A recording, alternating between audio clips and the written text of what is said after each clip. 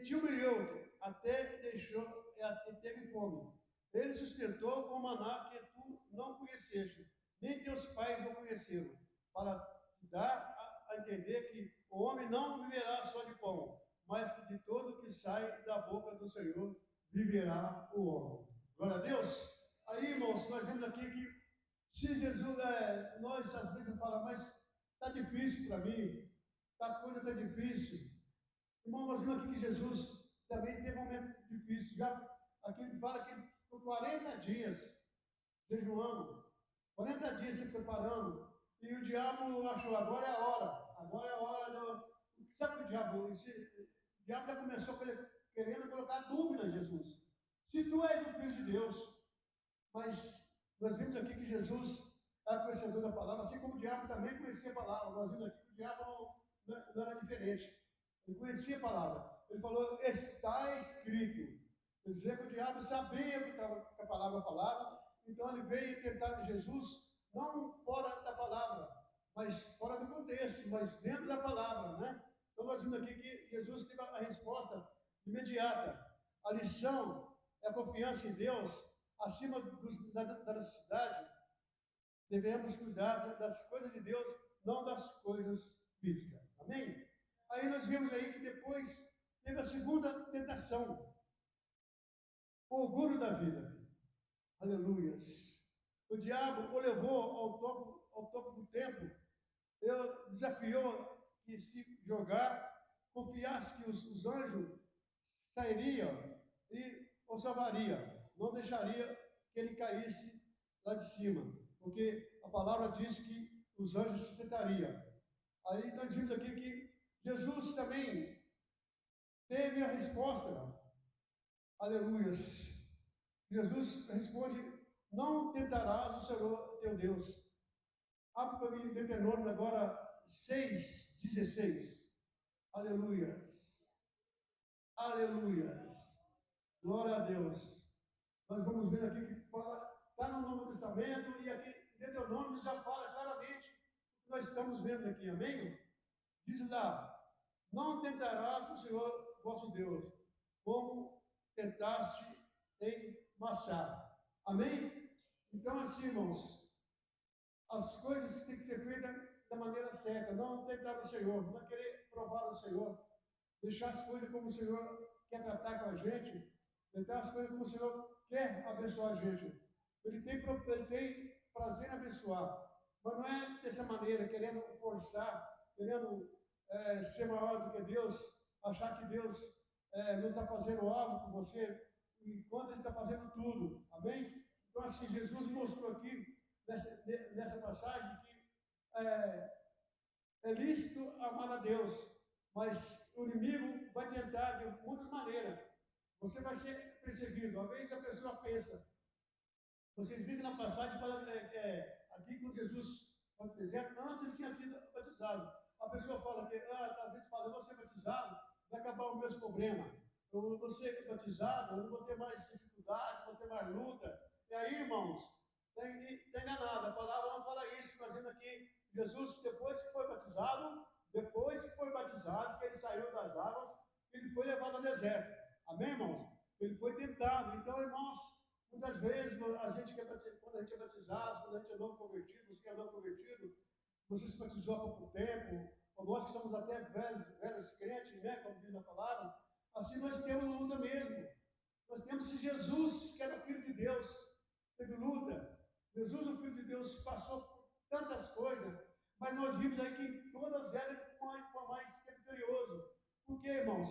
Vitorioso porque uma que ele era Filho de Deus, e outra, irmão, que ele odiava o pecado. Ele não tinha, nós vimos que Jesus sofreu por nós, sofreu na cruz, morreu na cruz. Nós vimos aqui que não tinha pecado. Ele não necessitava de ser batizado, porque a palavra diz que nós somos batizados para a remissão dos pecados. Há uma imersão. Quando você desce nas águas, desce o pecado. Quando você sai das águas, você se torna nova criatura. Mas Jesus não tinha pecado. Nós sabemos disso. Jesus não teve pecado.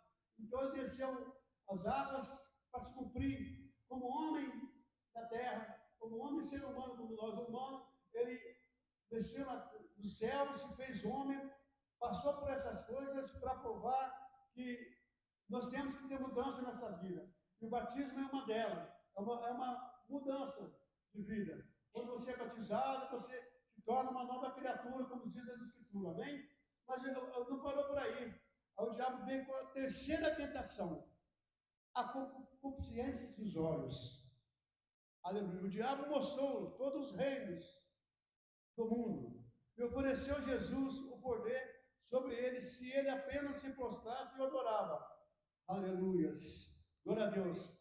Jesus responde outra vez, com autoridade que ele tinha, com sabedoria e conhecimento. Ele falou: ao Senhor teu Deus adorarás, a ele servirás. Deuteronômio 6:13, por favor. Aleluias. Glória a Deus. Aleluias. Aleluias. Diz a palavra: o Senhor teu Deus temerás, e só a ele servirás, e pelo seu nome jurarás. Aleluia. Então nós vimos aqui, irmãos, 3 tentações Jesus suportou.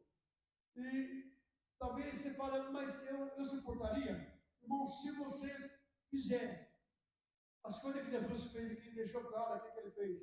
Ele jejuou, se preparou, né? Se você começar a colocar sua vida diante de Deus, começar a buscar a palavra do Senhor, começar a examinar as Escrituras, aprender das Escrituras. Amém, irmãos? Não fala que não tem tempo para ler a Bíblia, não, irmão, porque nós temos tempo para tanta coisa na nossa Bíblia. Na hora de ler a Bíblia, para dar sono, dar um monte de coisa. Então eu aprendi agora, irmãos. A minha irmã, minha esposa sabe. Eu tomo banho 11h30, meia-noite, para matar o sono, para mim, por ler a Bíblia. Então arruma um jeito de você ler a Bíblia, porque Jesus só enfrentou o diabo, só teve vitória sobre Satanás, porque ele conhecia o nome da palavra, conhecia a palavra. Jesus conhecia a palavra e sabia que ele estava preparado, sempre esteve preparado para tantas situações. Nós vemos toda a Escritura que houve os fariseus, colocava ele diante de várias situações, mas para tudo Jesus estava preparado.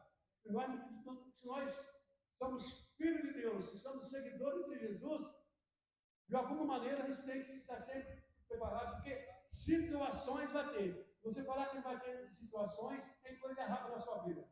Porque nós vamos ter luta, nós vamos ter dificuldade, vamos ter problema diante de muitas circunstâncias. Mas, irmãos, nós temos Jesus. Nós temos Jesus, então nós podemos vencer toda a luta. Jesus venceu e ele enviou o Santo Espírito para estar conosco, para nos guardar, nos orientar, para nos guiar, para nos advertir, para fazer tanta coisa por nós.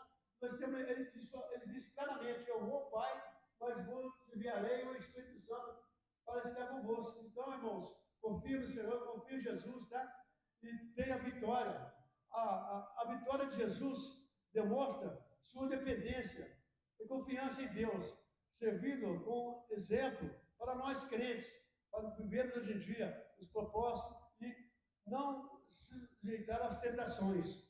O diabo, como nós sabemos, é enganador. A tentação mostra como o inimigo pode tentar distorcer a palavra de Deus, usando-a fora do contexto, para os seus próprios fins. A resposta de Jesus sempre se baseou em conhecer, usar as Escrituras, a palavra de Deus. Aleluia, irmãos. Aleluia. Aleluia. O episódio ocorre como uma preparação para Jesus iniciar seu ministério público, mostrando como ele resistiu às tentações para ser bem sucedido em suas missões. Então, irmãos, nós quisemos fazer as coisas para Deus. Aqui tem um exemplo, pequenas coisas que não é nada que você não possa fazer. Não é nada aqui difícil, não é nada impossível. A Bíblia não ensina nada que você não possa fazer para servir a Deus, sinceramente, para ser abençoado, para ter sua vida abençoada, para ter sua família abençoada, e, acima de tudo, para você ter certeza da salvação da sua alma. Ter certeza que um dia você vai estar chegando no céu, ele vai dizer para você: seja bendito, bendito do meu Pai, para um lugar preparado para você desde a fundação do Senhor. Amém? Eu vim preparar esse lugar para você. Entra para a casa do Pai. Vamos, venha participar da grande mesa, da grande ceia. Será que nós estamos preparados para isso, irmão? Será que nós estamos no caminho certo? Acima de tudo, será que nós temos feito, tem valido a pena? Será que nós temos reverenciado o sangue derramado na cruz? Será que nós temos reverenciado o ser tão poderoso, descer do céu, para nós que somos tão pequeninos, tão falhos, mas Deus, a palavra de Deus fala claramente que uma alma vale mais que um mundo inteiro. Olha que amor infinito Jesus teve por mim e por você. Nessa noite, irmão, o Senhor quer te abençoar. O Senhor quer que você, através disso que eu falei, que você aprenda. E coloque você que todos nós sabemos que sem Jesus é impossível. E sem Jesus nada podemos fazer. E sem Jesus não dá para viver. Amém, irmão? Jesus tem que ser sempre o centro da nossa vida. Aleluia. Louvado seja o nome do Senhor. Aleluia. Aleluia. Adorar a Deus, irmão, é o mínimo que nós podemos fazer.